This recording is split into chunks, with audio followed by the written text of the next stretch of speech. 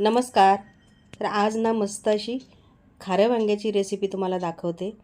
Recipe अगदी सोपी आहे, पण ही वांगी जी आहेत की नाही मस्त लागतात. खूप अशी साधी सोपी रेसिपी असली तरीसुद्धा खूप चविष्ट अशी ही वांगी होतात. बरं, वांगी कुठली घ्यायची, कुठल्या याची घ्यायची, कशी घ्यायची, हे सगळं तुम्हाला दाखवते.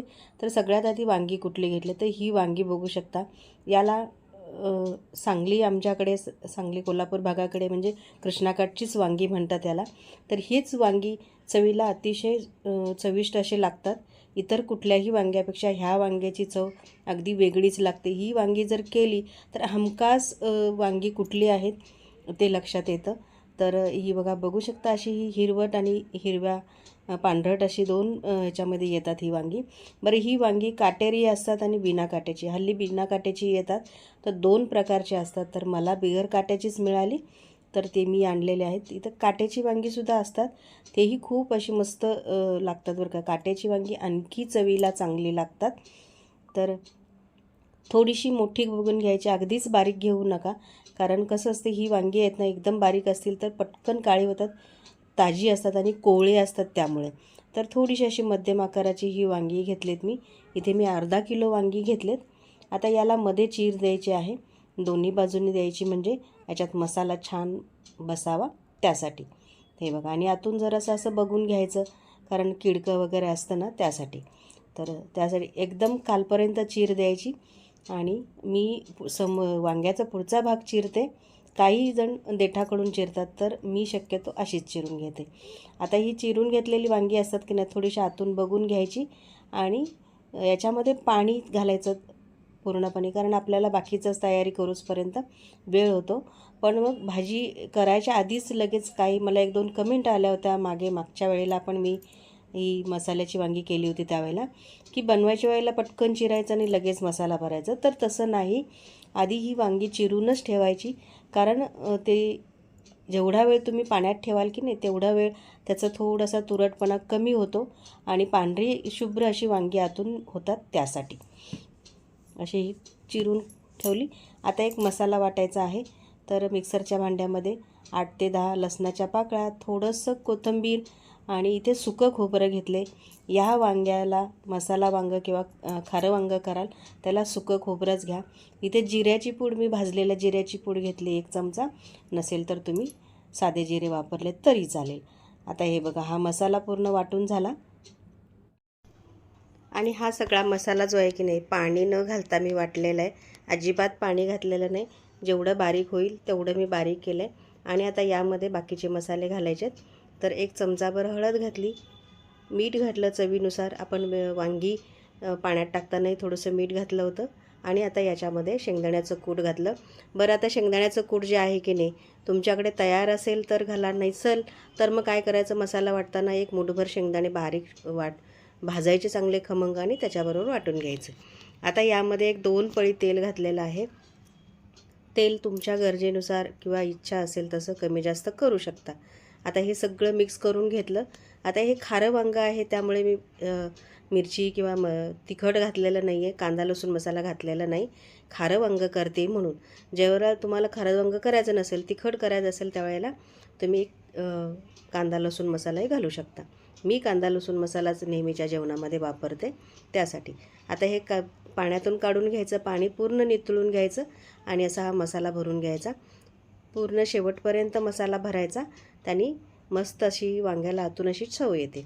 तर आता हे सगळे मसाल्यात वांगी मी भरून घेतली आणि राहिलेला मसालाही मी बाजूला ठेवलेला आहे.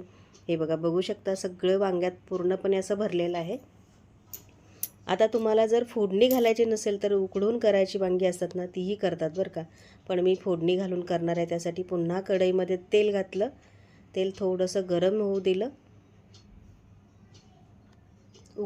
वांगी कशी करतात ना त्याची रेसिपी जर तुम्हाला पाहिजे असेल तर मला कमेंटमध्ये सांगा, मी तुम्हाला तीही रेसिपी तुमच्याबरोबर शेअर करेन. आता तेलामध्ये थोडीशी मोहरी आणि जिरं घातलं, फोडणीसाठी म्हणून घातलेलं आहे. एक अर्धा कढीपत्त्याची पानं घातली. आणि आता यामध्ये आपण जे वांगी भरून ठेवली होती की नाही ती सोडून घ्यायचे. बरं, एक महत्त्वाची टीप म्हणजे जर तुम्हाला ही वांगी 2-3 दिवस जर टिकवायची असतील तर त्यामध्ये शेंगदाण्याचं कूट घालू नका. फक्त सुकं खोबरं आणि बाकीचा मसाला घालून मसाला करायचा. आता बाकीचा राहिलेला मसालाही त्याच्यावरून सोडला मी. गॅस एकदम मंद ठेवायचा आहे आणि आधी पूर्णपणे हे छान हलवून घ्यायचं आहे.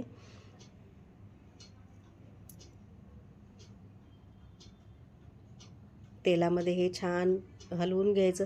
बरं, ही वांगी लगेच खायची आहेत तर मात्र काय करायचं मग, दुसरी महत्त्वाची टिप म्हणजे जर तुम्हाला लगेचच खायचं असेल वांगी तर मग पाणी घालू शकता. तुम्हाला 2-3 दिवस टिकवायचे आहेत तर मात्र तेलावरच हे वांगं शिजवून घ्यायचं आहे. दोन्ही पद्धतीने तुम्हाला जशा पाहिजे तशा करू शकता. हे मी पटकन करणार आहे त्यामुळे थोडंसं तेलाचा पाण्याचा शिंतोडा देणार आहे. तर सगळं मिक्स करून घेतलं की एकदा झाकण लावून छान याला वाफ काढायची आहे मोठी एकदा. हे बघा, तेल थोडंसं मी कमी वापरले. खरं म्हणजे ह्या वांग्यासाठी ना भरपूर तेल वापरायचं असतं. तुम्हाला 3-4 दिवस ही वांगी मसाल्यातले टिकवायचे असेल तर पूर्णपणे तेलातच करायचे आणि भरपूर तेल घालायचं. मी लगेच करणार आहे त्यासाठी तेलही कमी घातलं आहे मी. आणि आता याला थोडंसं पाण्याचा शिंतोडा देणार आणि मग पुन्हा थोडा वेळ शिजू घालणार. अगदी थोडासा म्हणजे एक 3-4 छोटे चमचे मी पाणी घालणार आहे. हे बघा, पटकन शिजून येण्यासाठी म्हणून. खरं ही गावच्या ठिकाणी वांगी प्रवासात करतात की नाही याला पाणी अजिबात घालत नाहीत. अशी छान मसाल्यातच आणि तेलात शिजवली जातात. ती वांगी मात्र अगदी 3 ते 4 दिवस टिकतात. हे बघा, मस्त झाकण लावून त्याला चांगली वाफ काढून घेतली. हे बघा, आणि मस्त असं हे वांगं अगदी घमघमाट सुटला आहे किचनमध्ये माझ्या. इतकी छान होता ती. बरं, ह्या वांग्याची चव आणि सुगंध आहे ना हे वेगळाच असतो. तो लगेच ओळखतो. कृष्णाकाठची वांगी म्हटलं की ही अशीच वांगी येतात. आम्ही सांगली कोल्हापूर भागाकडचे, मी सांगलीचीच आहे त्यामुळे ही वांगी हमखास माझ्याकडे बनली जातात. बाजारातून आणते त्यावेळेला मी हीच वांगी आणते आणि अशाच पद्धतीने करते. वांग्याची रेसिपी आपले बरेच 3-4 रेसिपी आहेत, त्या सगळेच वांगे असेच मी केलेली आहे. आणि आता ही रेसिपी कशी वाटली तुम्हाला कमेंटमध्ये नक्की सांगा. आवडल्यास लाईक करा, शेअर करा, चॅनलला सबस्क्राईब करा आणि बेल आयकॉनवर क्लिक करायला विसरू नका. आपण पुन्हा भेटूया नवीन एका रेसिपीमध्ये. तोपर्यंत नमस्कार.